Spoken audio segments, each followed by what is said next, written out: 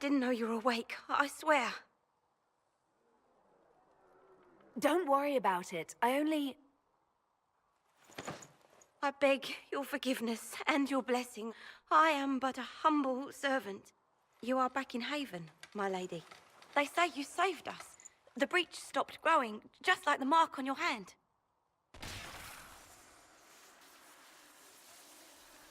It's all anyone has talked about for the last 3 days. Then the danger is over. The breach is still in the sky, but that's what they say. I'm certain Lady Cassandra would want to know you've wakened. She said, at once. And where is she? In the Chantry, with the Lord Chancellor. At once, she said.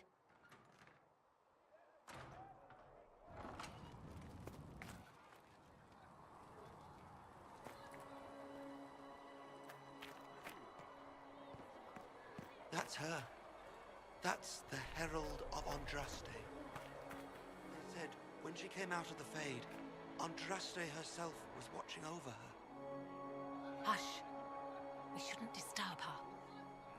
Why did Lady Cassandra have her in chains? I thought Seekers knew everything. It's complicated. We were all frightened after the explosion at the Conclave. It isn't complicated. Andraste herself blessed her.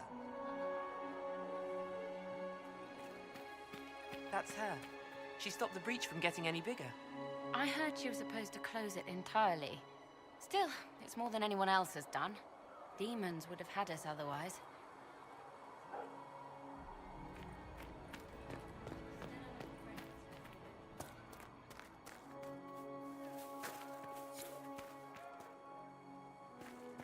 Chancellor Roderick says that the Chantry wants nothing to do with us.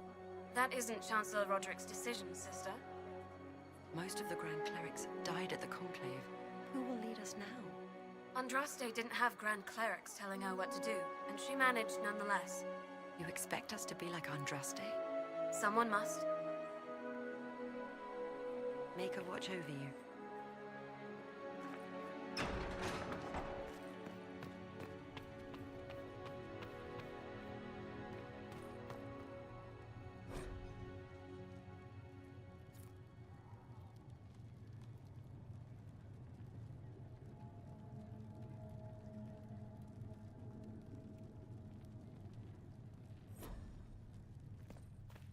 Have you gone completely mad?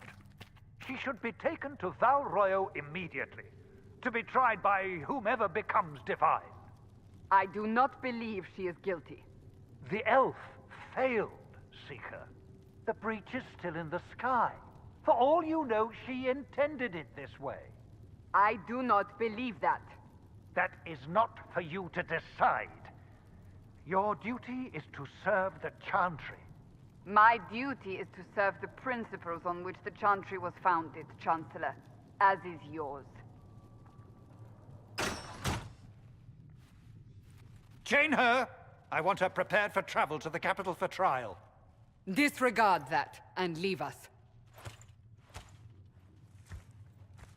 You walk a dangerous line, Seeker. The breach is stable, but it is still a threat. I will not ignore it.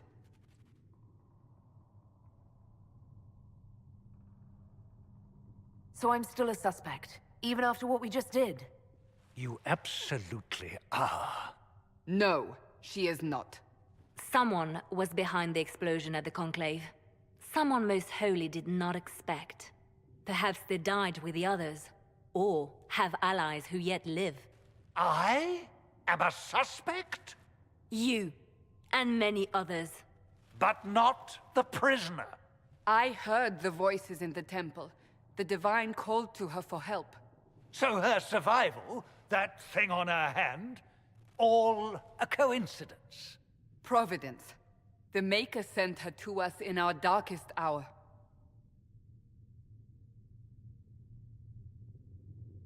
You realize I'm an elf. A Dalish elf. I have not forgotten. No matter what you are or what you believe, you are exactly what we needed when we needed it. The breach remains, and your mark is still our only hope of closing it. This is not for you to decide. You know what this is, Chancellor? A writ from the Divine, granting us the authority to act. As of this moment, I declare the Inquisition reborn. We will close the breach, we will find those responsible, and we will restore order, with or without your approval.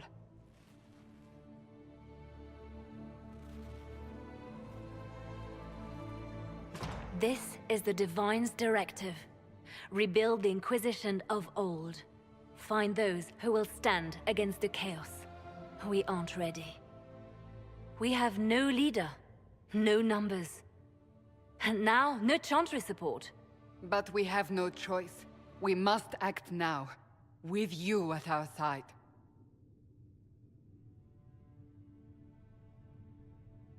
What is the Inquisition of old, exactly? It preceded the Chantry. People who banded together to restore order in a world gone mad. After, they laid down their banner and formed the Templar Order, but the Templars have lost their way. We need those who can do what must be done, united under a single banner once more. But aren't you still part of the Chantry? Is that what you see? The Chantry will take time to find a new Divine. And then it will wait for her direction. But we cannot wait. So many Grand Clerics died at the Conclave. No, we are on our own. Perhaps forever. You're trying to start a holy war. We are already at war. You are already involved. Its mark is upon you. As to whether the war is holy, that depends on what we discover.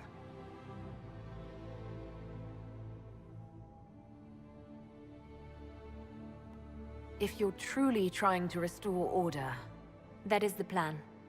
Help us fix this, before it's too late.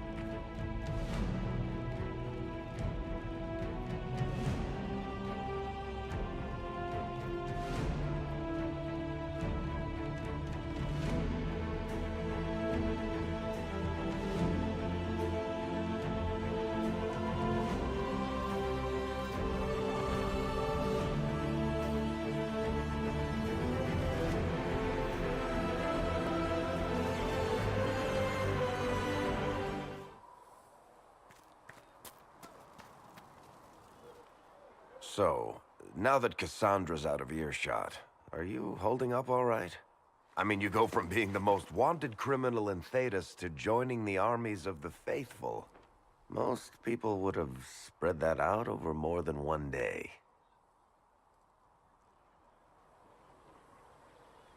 I'm just glad I'm still standing after all that. I still can't believe you survived Cassandra. You're lucky you were out cold for most of her frothing rage. For days now, we've been staring at the breach, watching demons and maker knows what fall out of it. Bad for morale would be an understatement. I still can't believe anyone was in there and lived. If it was that bad, why did you stay? Cassandra said you were free to go. I like to think I'm as selfish and irresponsible as the next guy, but this... Thousands of people died on that mountain. I was almost one of them. And now there's a hole in the sky. Even I can't walk away and just leave that to sort itself out. The breach needs to be sealed. The sooner the better. If it can be sealed, you might want to consider running at the first opportunity. I've written enough tragedies to recognize where this is going. Heroes are everywhere. I've seen that. But the hole in the sky... that's beyond heroes. We're going to need a miracle. Need something? I read your Tale of the Champion, and I have a few questions. That's a pretty common reaction. Go ahead. What happened to the mage who destroyed the Kirkwall Chantry? The book never said. He fled Kirkwall with the mages from the Circle. Stayed with them a while, but he had to move on. Somehow a lot of mages blamed him for making them live as fugitives. I don't know where he is now, and I don't want to know. In the book, you say that first Enchanter Orsino turned himself into a giant monster made of corpses. How? Why? Do I look like an expert on magical weirdness to you? Well, I can't tell you how. For the why, all I can say is he was desperate.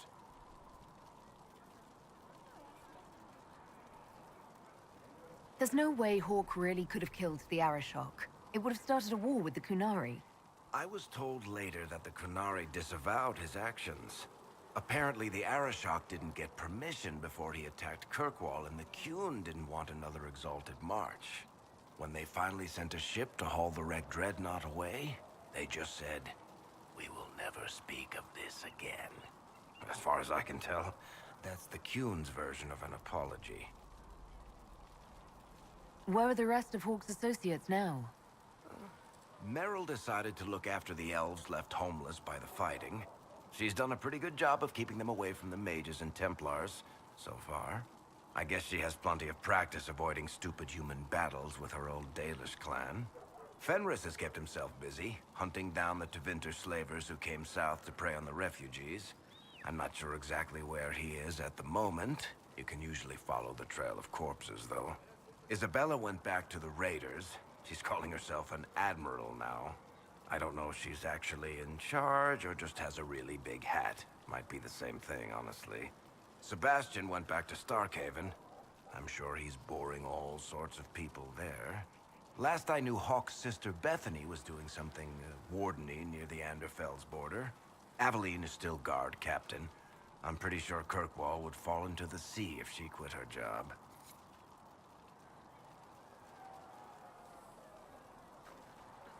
Need something? The red lyrium we found at the temple seemed to upset you.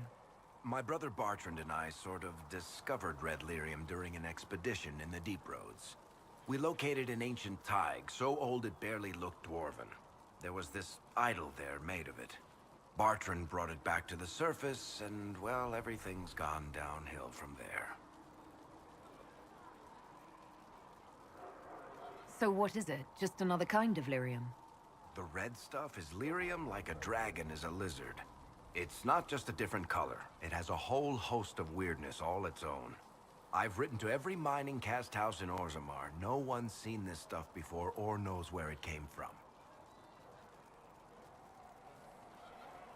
What makes it special?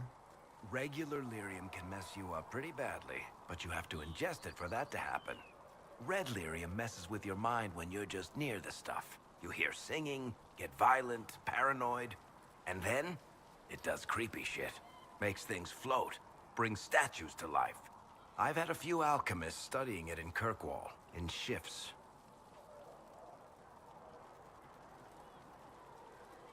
Why do you have red lyrium? My brother kept a sliver when he sold it.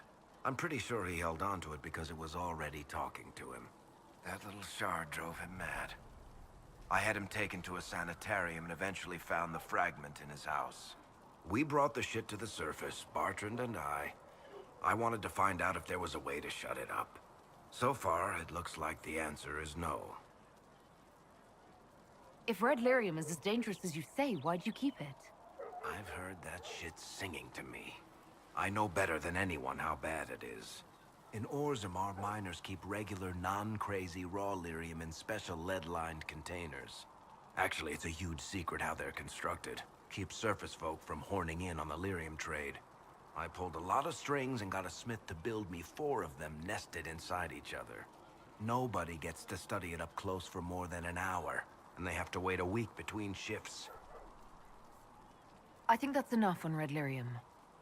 Yeah, not really my favorite subject. Need something? Can I ask you something, Varric? You want to talk about me? I'm flattered. Also inclined toward extravagant lies. Are you from Ferelden? Orlais?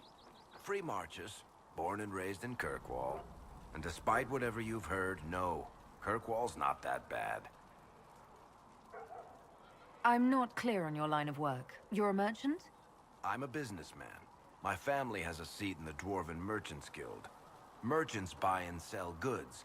Businessmen buy and sell stores. In my spare time, I manage a spy network, and occasionally, I write books.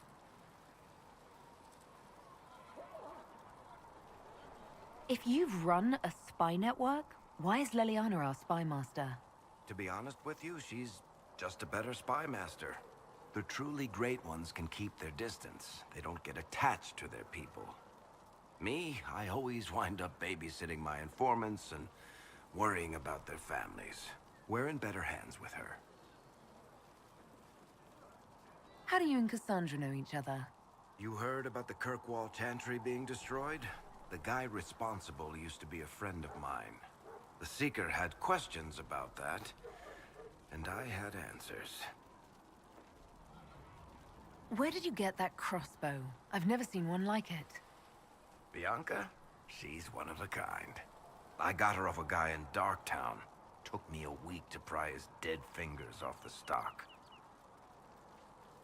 Who is she named for? I can't tell you. And the reason for that is? Complicated. It's the one story I'll never tell. We just have to leave it at that. Thanks, Varric. No problem. The chosen of Andraste, a blessed hero sent to save us all. I've no interest in being a hero. All I want is to find a way to seal this breach. Pragmatic, but ultimately irrelevant. I've journeyed deep into the Fade in ancient ruins and battlefields to see the dreams of lost civilizations. I've watched as hosts of spirits clash to reenact the bloody past in ancient wars, both famous and forgotten. Every great war has its heroes. I'm just curious what kind you'll be. What do you mean, ruins and battlefields? Any building strong enough to withstand the rigors of time has a history. Every battlefield is steeped in death. Both attract spirits. They press against the veil, weakening the barrier between our worlds. When I dream in such places, I go deep into the Fade. I can find memories no other living being has ever seen.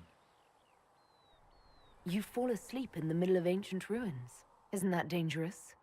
I do set wards. And if you leave food out for the giant spiders, they are usually content to live and let live. I've never heard of anyone going so far into the Fade.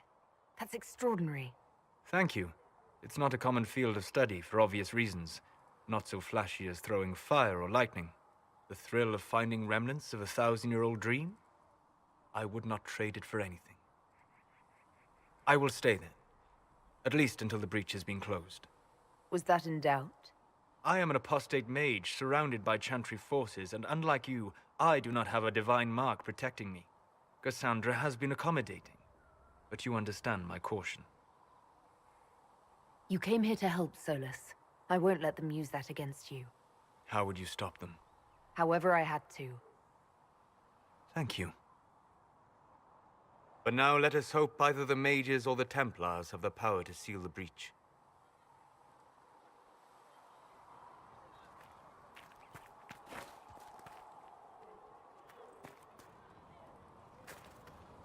Closing the breach is our primary goal.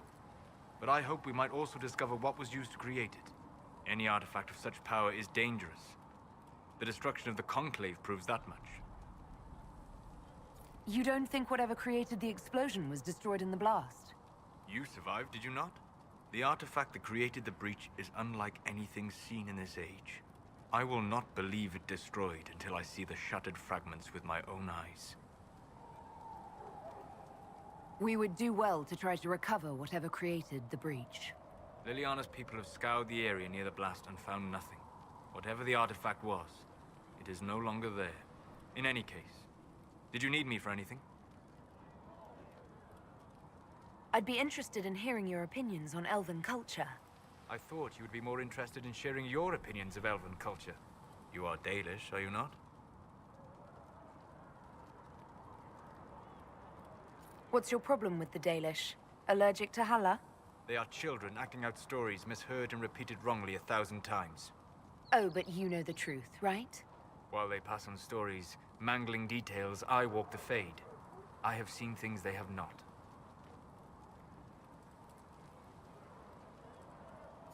Irabellis, Haren. If the Dalish have done you a disservice, I would make that right. What course would you set for them that is better than what they know now? You are right, of course. The fault is mine, for expecting what the Dalish could never truly accomplish. Irabelas, Dalin. If I can offer any understanding, you have but to ask. I'd like to know more about the elves from before our time. The Dalish strive to remember Hallam Shiral. But Hallam Shiral was merely a fumbling attempt to recreate a forgotten land. Arlathan. Elvanan was the Empire, and Arlathan its greatest city. Place of magic and beauty, lost to time. You've studied ancient elves. What else do you know of Arlathan? We hear stories of them living in trees, and imagine wooden ramps or Dalish Erebels. Imagine instead spires of crystal twining through the branches, palaces floating among the clouds. Imagine beings who lived forever, for whom magic was as natural as breathing. That is what was lost. Are all Dalish elves like my clan? No. Your clan was unique in having enough interest in human affairs to send you to spy upon the Divine's meeting. As your clans have been separate for so long, they have all changed, adapting to the lands in which they live. Some are no more than bandits, others trade freely with humans, and some have disappeared entirely into the forests. What can you tell me about elves living in human cities? The culture in alienages or among the slaves of Tevinter is like any of the impoverished and powerless. They cling to memories of a better past, and practice a few rituals to distinguish themselves from humans. Is the magic they teach in the Circle different from the magic I learned with my people? No and yes. Magic is magic, just as water is water, but it can be used in different ways. Dalish magic is more practical, not needing chantry approval, although they still frown on blood magic. Superstition. Much of it is more subtle. A legacy from when elves were immortal. The legends of elven immortality. Did they use magic to increase their lifespan? No. It was simply part of being elven. The subtle beauty of their magic was the effect, not the cause of their nature. Some spells took years to cast. Echoes would linger for centuries, harmonizing with new magic in an unending symphony. It must have been beautiful. You said that the censure against blood magic was a superstition. I did. It's fortunate Cassandra is not within earshot. Most modern cultures forbid blood magic. Publicly, even Tevinter disapproves of it. But as I said, magic is magic. It matters only in how it is used. To be honest, I don't see it as different from any other magic. It's a means to an end. Indeed. The problem is that under the Chantry, blood magic is forbidden, so only criminals practice it. While in Tevinter, magisters compete with each other instead of keeping their volatile friends in check. They always succeed through power, so they have never had the chance to learn another way. We'll talk later. Goodbye.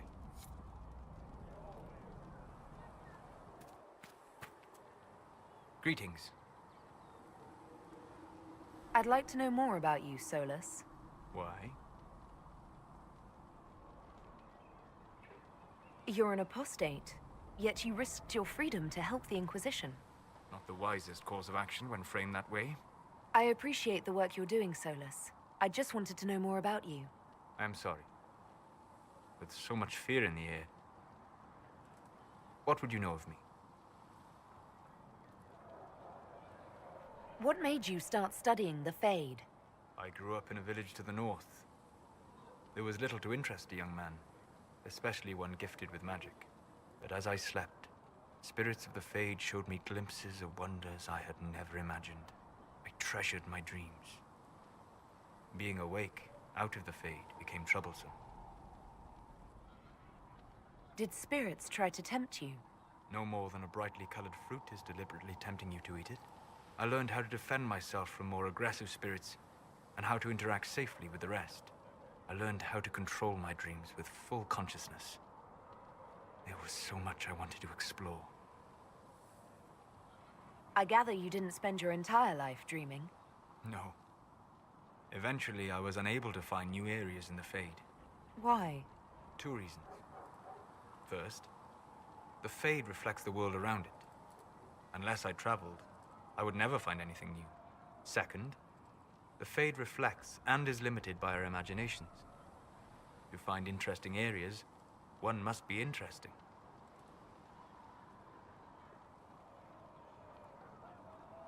Is this why you joined the Inquisition? I joined the Inquisition because we were all in terrible danger. If our enemies destroyed the world, I would have nowhere to lay my head while dreaming of the Fade. I wish you luck. Thank you. In truth, I've enjoyed experiencing more of life to find more of the Fade. How so? You train your will to control magic and withstand possession. Your indomitable focus is an enjoyable side benefit. You have chosen a path whose steps you do not dislike because it leads to a destination you enjoy. As have I. Indomitable focus? Presumably. I have yet to see it dominated. I imagine that the sight would be fascinating. You said you'd traveled to many different places. This world, or its memory, is reflected in the Fade. Dream in ancient ruins, and you may see a city lost to history. Some of my fondest memories were found in crumbling cities, long picked dry by treasure seekers, the best of the battlefields. Spirits press so tightly on the veil that you can slip across with but a thought. Any place in particular? I dreamt at Ostagar. I witnessed the brutality of the Darkspawn and the valor of the Ferelden warriors. I saw Alistair and the hero Ferelden light the signal fire, and Logain's infamous betrayal of Caelan's forces. I've heard the stories. It would be interesting to hear what it was really like. That's just it. In the Fade, I see reflections created by spirits who react to the emotions of the warriors. One moment, I see heroic wardens lighting the fire, and a power-mad villain sneering as he lets King Caelan fall. The next, I see an army overwhelmed and a veteran commander refusing to let more soldiers die in a lost cause. And you can't tell which is real? It is the Fade. They are all real. Have you always traveled and studied alone? Not at all. I have built many lasting friendships. Spirits of wisdom, possessed of ancient knowledge, happy to share what they had seen. Spirits of purpose helped me search. Even wisps, curious and playful, would point out treasures I might have missed. I don't know of any spirits by those names. They rarely seek this world. When they do, their natures do not often survive exposure to the people they encounter. Wisdom and purpose are too easily twisted to pride and desire. You're saying that you became friends with Pride and Desire demons? They were not demons for me. Meaning? The Fade reflects the minds of the living. If you expect a spirit of wisdom to be a pride demon, it will adapt. And if your mind is free of corrupting influences, if you understand the nature of the spirit, they can be fast friends. I'm impressed that you could become friends with spirits. Anyone who can dream has the potential. Few ever try. My friends comforted me in grief and shared my joy. Yet, because they exist without form, as we understand it, the Chantry declares that spirits are not truly people. Is Cassandra defined by her cheekbones and not her faith? Varric by his chest hair and not his wit? You have an interesting way of looking at the world, Solus. I try. And that isn't quite an answer. I look forward to helping you make new friends. That should be... well... That isn't quite an answer either.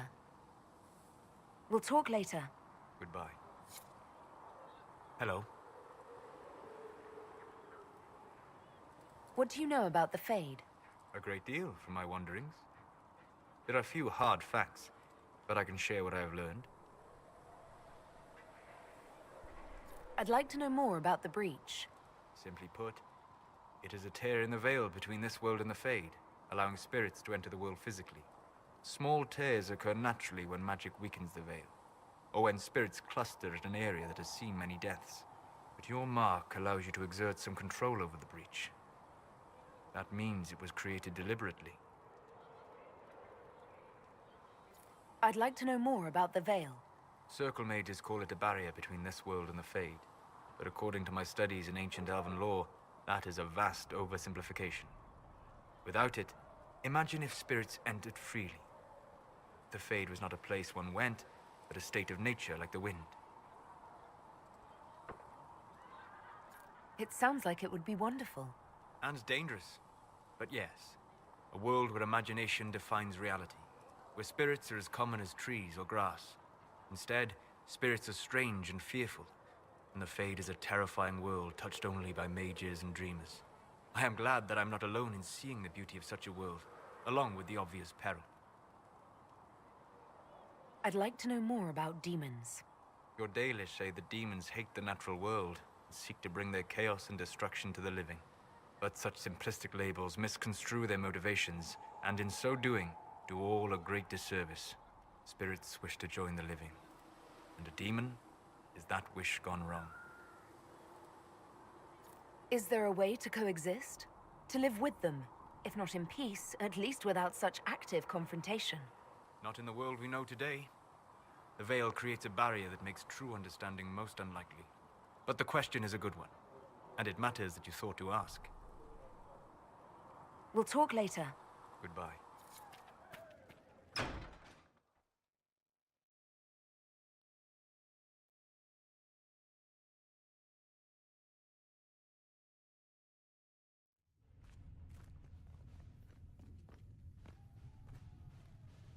Does it trouble you?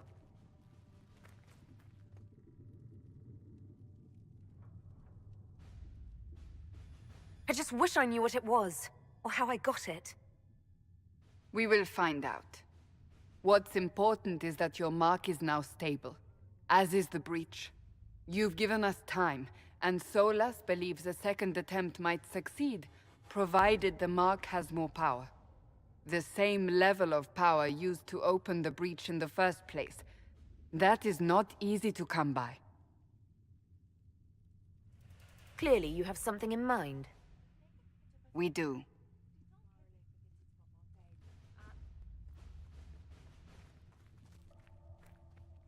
May I present Commander Cullen, leader of the Inquisition's forces. Such as they are.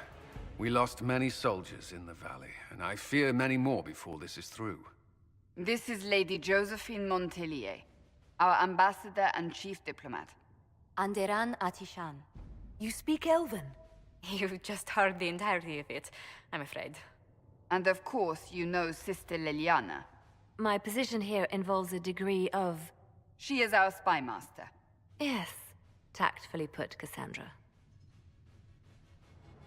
Pleased to meet you all.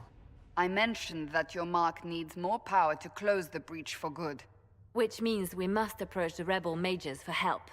And I still disagree. The Templars could serve just as well. We need power, Commander. Enough magic poured into that mark. Might destroy us all. Templars could suppress the breach, weaken it, so... Pure speculation. I was a Templar. I know what they're capable of. Unfortunately, neither group will even speak to us yet. The Chantry has denounced the Inquisition, and you specifically. They still think I'm guilty. That is not the entirety of it any longer. Some are calling you, a Dalish elf, the Herald of Andraste. That frightens the Chantry. The remaining clerics have declared it blasphemy, and we, heretics, for harboring you. Chancellor Roderick's doing, no doubt. It limits our options. Approaching the mages or Templars for help is currently out of the question. Just how am I the Herald of Andraste? People saw what you did at the temple, how you stopped the breach from growing. They have also heard about the woman seen in the rift when we first found you. They believe that was Andraste. Even if we tried to stop that view from spreading... Which we have not. The point is, everyone is talking about you. It's quite the title, isn't it? How do you feel about that?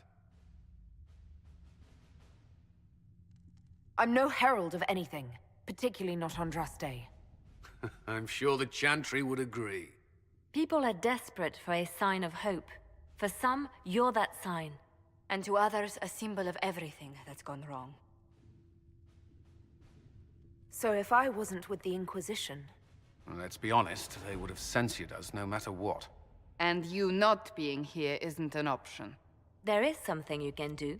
A Chantry cleric by the name of Mother Giselle has asked to speak to you. She is not far, and knows those involved far better than I. Her assistance could be invaluable. I'll see what she has to say. You will find Mother Giselle tending to the wounded in the hinterlands near Redcliffe. Look for other opportunities to expand the Inquisition's influence while you're there. We need agents to extend our reach beyond this valley, and you're better suited than anyone to recruit them. In the meantime, let's think of other options. I won't leave this all to the Herald. The Inquisition cannot remain, Ambassador, if you can't prove it was founded on Justinia's orders. This is an inopportune time, Marquis. More of the faithful flock here each day. But allow me to introduce you to the brave soul who risked her life to slow the magic of the breach.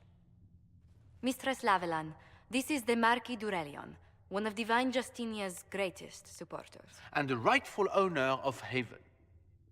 House d'Aurelion lent Justinia these lands for pilgrimage. This Inquisition is not a beneficiary of this arrangement. This is the first I've heard of Haven having an owner outside the Chantry.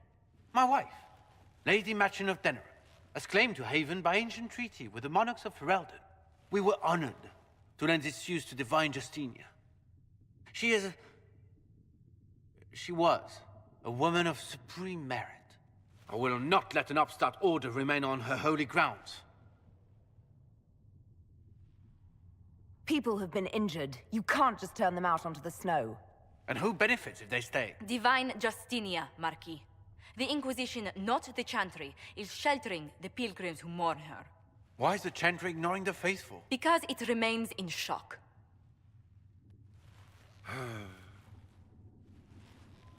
We face a dark time, Your Grace. Divine Justinia would not want her passing to divide us. She would, in fact, trust us to forge new alliances to the benefit of all, no matter how strange they might seem.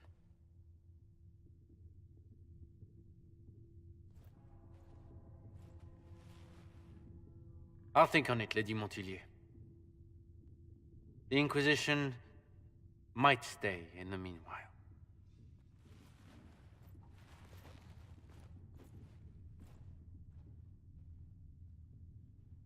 Do the d'Aurelions actually have a claim on this place?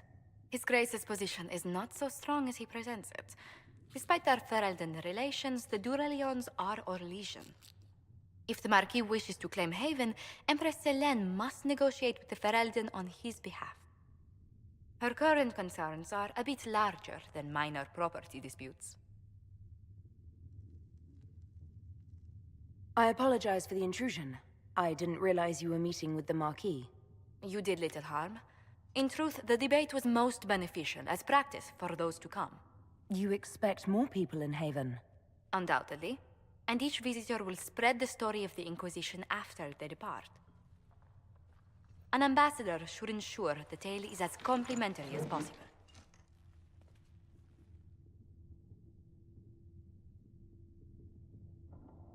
May I ask, what brought you to work for the Inquisition? Sister Leliana approached me. We've been acquainted for quite some time. For better or worse, being the Inquisition's diplomat has become as interesting as she promised. What sort of dealings have you had with nobility? For some years, I was the royally appointed court ambassador from Antiva to Orlais. The nobility of Thedas is a rather singular sphere. Those I'm not acquainted with, I know through reputation. The Inquisition is lucky to have you as an advocate, Lady Montillier. Thank you. Let us hope so. Thedas' politics have become agitated as of late. I hope to guide us down smoother paths. But please excuse me. I've much work to do before the day is done. What may I do for you? What do the people make of us? Despite our fame, we're low on steadfast allies. We must aim for more.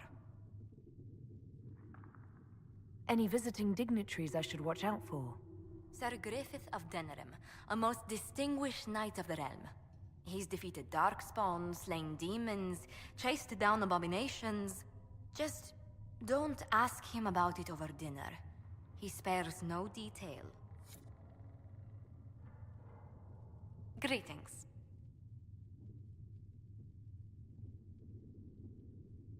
How do you and Leliana know each other? We moved through similar circles in Orlais. I believe we actually met in Val Royeaux. Leliana was quite an accomplished player of the game by then. What exactly do you mean when you say the game? Forgive me. The game refers to the slow duels of influence among the noble and powerful of Orlais. It's a rather light-hearted name for the matter, but Orlesians are fond of playful touches.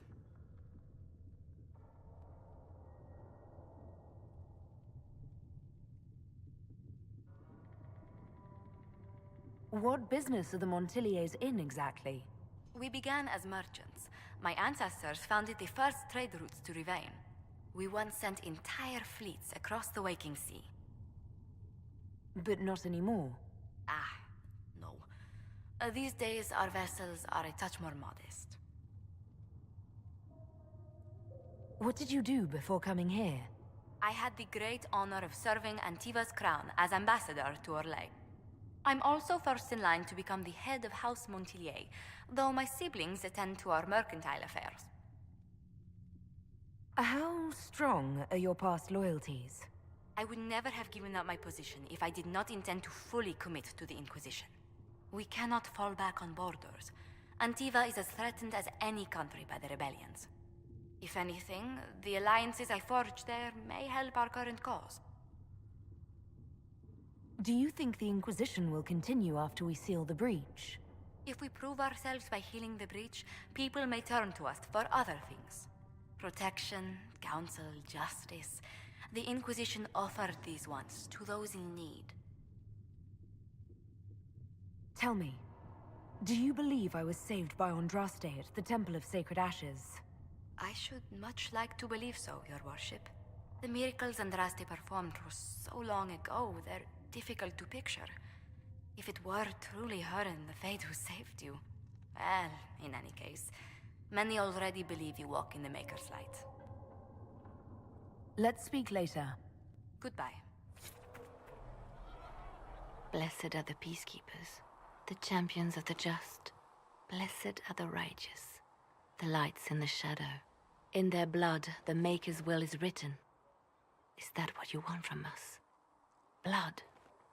To die so that your will is done? Is death your only blessing? You speak for Andraste, no? What does the Maker's prophet have to say about all of this? What's his game? How is this a game? Do you see the sky? What about the temple ruins? The bones lying in the dust? Even if you didn't support the Divine's peace, you wouldn't call this right. Who could? So many innocent lives. The faithful murdered where the holiest of holies once stood. If the Maker willed this, what is it if not a game or a cruel joke? I speak for no one but myself, and I have no answers for you. You probably don't even worship the Maker. Lucky. He asks a lot. The Chantry teaches that the Maker abandoned us. He demands repentance for our sins. He demands it all. Our lives, our deaths. Justinia gave him everything she had, and he let her die. I'm sorry. Her death has clearly hit you hard. Not just me. All of us. She was the divine. She led the faithful. She was their heart. If the Maker doesn't intervene to save the best of his servants, what good is he? I used to believe I was chosen, just as some say you are. I thought I was fulfilling his purpose for me, working with the divine, helping people. But now she's dead. It was all for nothing. Serving the Maker meant nothing.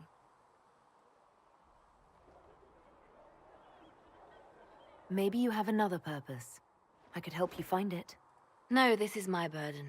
I regret that I even let you see me like this. It was a moment of weakness. It won't happen again. Come. To work, then. We will speak later.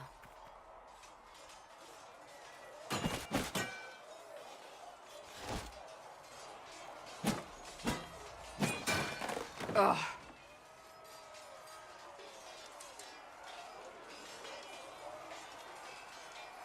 Worried? Is it that obvious?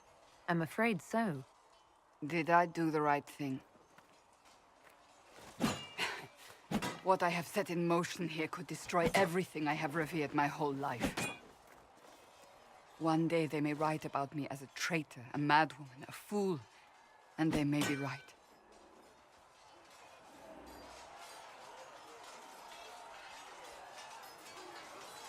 What does your faith tell you? I believe you are innocent. I believe more is going on here than we can see. And I believe no one else cares to do anything about it. They will stand in the fire and complain that it is hot. But is this the Maker's will? I can only guess. What's going to happen now? Now, we deal with the Chantry's panic over you before they do even more harm. Then we close the breach. We are the only ones who can. After that, we find out who is responsible for this chaos, and we end them. And if there are consequences to be paid for what I have done, I pay them. I only pray the price is not too high.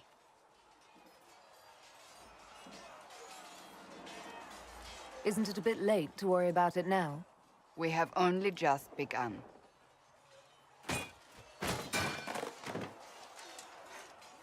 My trainers always said, Cassandra, you are too brash. You must think before you act. I see what must be done, and I do it. I see no point in running around in circles like a dog chasing its tail. But I misjudged you in the beginning, did I not? I thought the answer was before me, clear as day. I cannot afford to be so careless again. It wasn't like you had no reason to suspect me. I was determined to have someone answer for what happened. Anyone.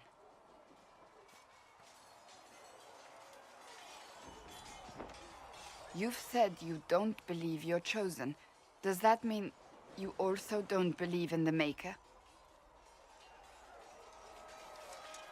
I'm Dalish. I believe in our own gods.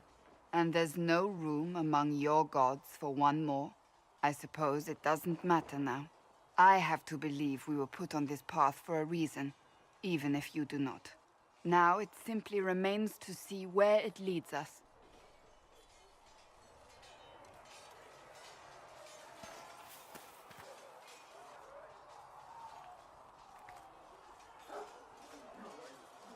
It occurs to me I don't actually know much about you. What do you want to know?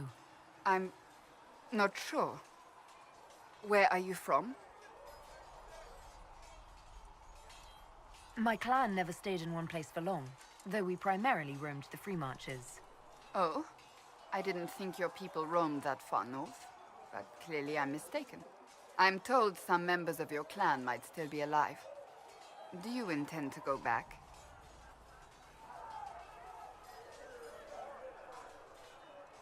Wherever I am is home enough for me. That's how I feel now, after years of tending to business for the Divine. I'd like to get to know you better. You would? Is that a problem? Not entirely. I'm just curious as to your motivation.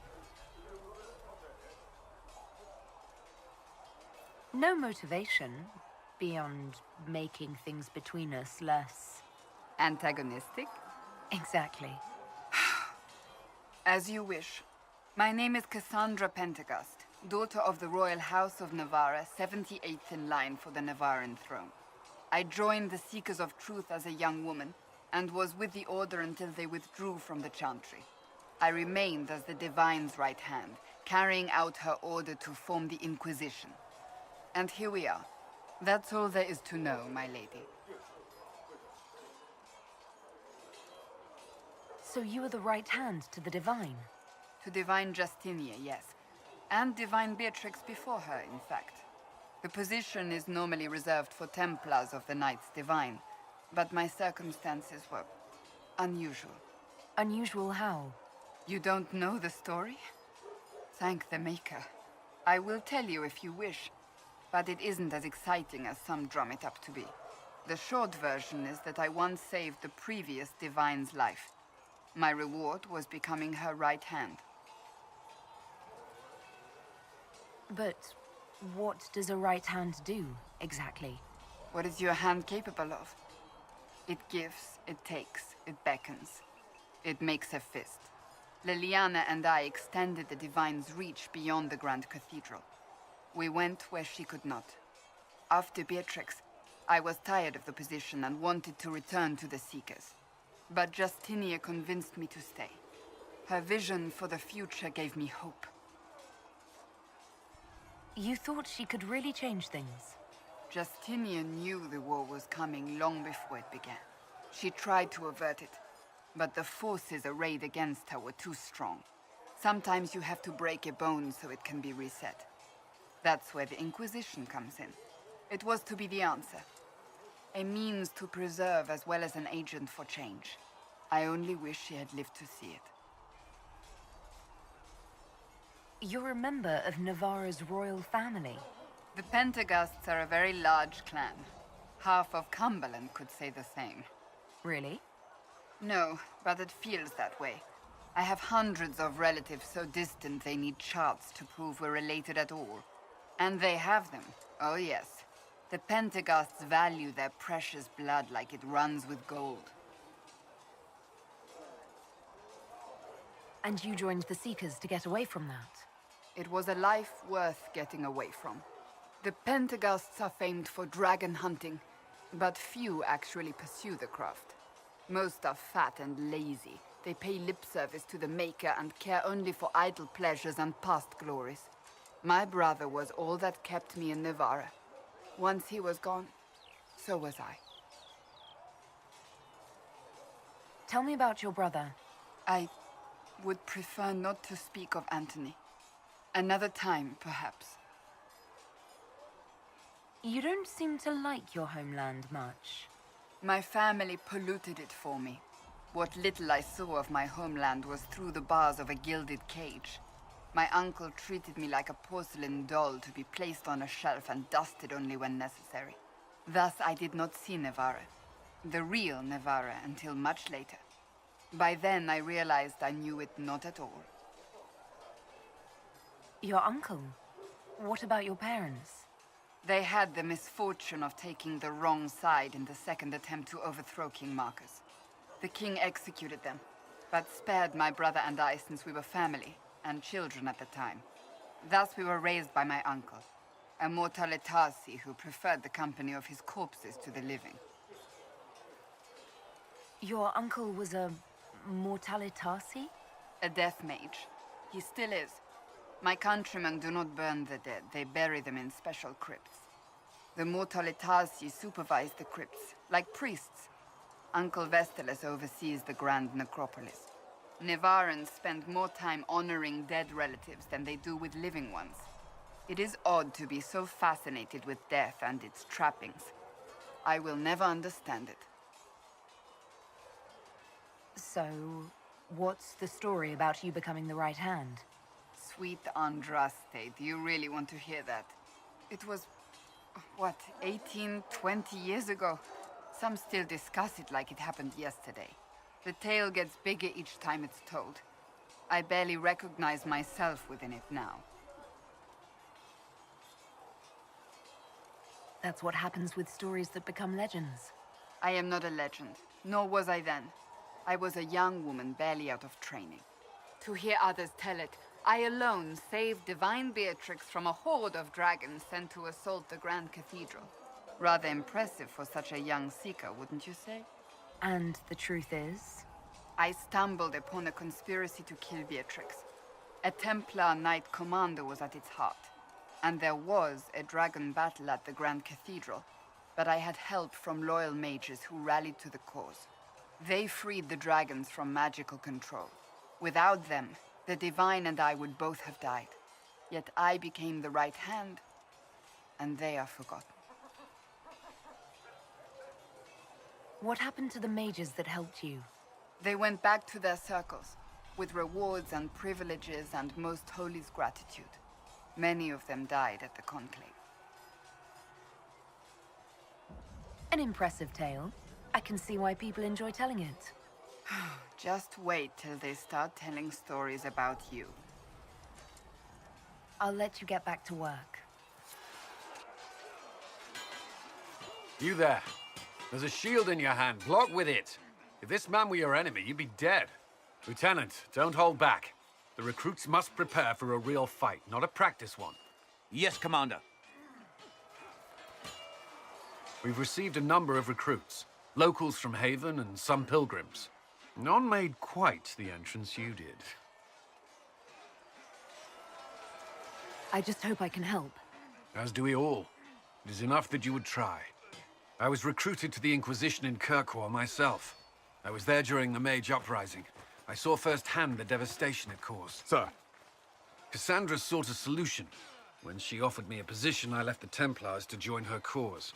Now it seems we face something far worse.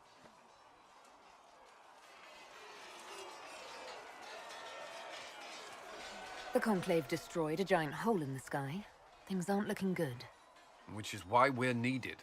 The Chantry lost control of both Templars and Mages. Now they argue over a new Divine while the breach remains. The Inquisition could act when the Chantry cannot. Our followers would be part of that. There's so much we can... Forgive me. I doubt you came here for a lecture. You've given this a lot of thought. I know what happens when order is lost, and action comes too late. There's still a lot of work ahead. Commander, Sir Ryden has a report on our supply lines. As I was saying.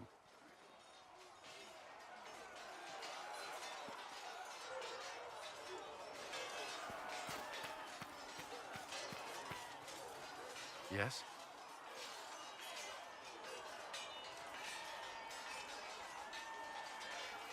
I'd like to know more about the Templars. If you need insight into what the Order is doing now, I'm afraid I can't offer more than you already know. Anything else, I will answer as best I can. Why did you join the Order? I could think of no better calling than to protect those in need. I used to beg the Templars at our local chantry to teach me. At first, they merely humored me. I must have shown promise, or at least a willingness to learn. The Knight Captain spoke to my parents on my behalf. They agreed to send me for training. I was 13 when I left home. 13? That's still so young. I wasn't the youngest there. Some children are promised to the Order at infancy. Still, I didn't take on full responsibilities until I was 18. The Order sees you trained and educated first. What about your family? Did you miss them? Of course, but there were many my age who felt the same. We learn to look out for one another. Before coming here, my keeper suggested I avoid Templars. Do they do anything besides hunt mages? Templars protect against the dangers of magic. Before the Order left the Chantry, that meant serving in a circle. They were also tasked with tracking apostates, or fighting demons inevitably summoned by the weak or malicious. What do you think of mages? Are they all a threat? I've seen the suffering magic can inflict. I've treated mages with distrust because of it, at times without cause. That was unworthy of me. I will try not to do so here. Not that I want mages moving through our base completely unchecked. We need safeguards in place to protect people, including mages, from possession at the least. You've lived in the Circle. What was a typical day for a Templar there? Typical. The last time I was in a circle was right before it fell apart. Nothing was typical. Before that, then? Certain rituals require a full guard. A mage's harrowing, for instance. I've attended a few. Most of the time, you merely maintain a presence, on patrol or in the circle, ready to respond if needed. Mages pretend to ignore that presence, but they're watching you just as closely. Do Templars and mages never speak to each other? Some do, but Templars are supposed to maintain a certain distance from their charges. If a mage is possessed or uses blood magic, you must act quickly, without hesitation. Your judgment cannot be clouded. Of course, ignoring one another does nothing to foster understanding. What does Templar training involve? There is weapon and combat training. Even without their abilities, Templars are among the best warriors in Thedas. Initiates must also memorize portions of the Chant of Light, study history, and improve their mental focus. Did you enjoy your training? I wanted to learn everything. If I was giving my life to this, I would be the best Templar I could. You were a model student. I wanted to be. I wasn't always successful. Watching a candle burn down while reciting the Chant of Transfigurations wasn't the most exciting task. I admit, my mind sometimes wandered. Do Templars take vows? I swear to the Maker to watch all the mages. That sort of thing. There's a vigil first. You're meant to be at peace during that time, but your life is about to change. When it's over, you give yourself to a life of service. That's when you're given a filter, your first draft of lyrium and its power. As Templars, we are not to seek wealth or acknowledgement. Our lives belong to the Maker and the path we have chosen. That's all I wanted to know. Thank you. Another time, then.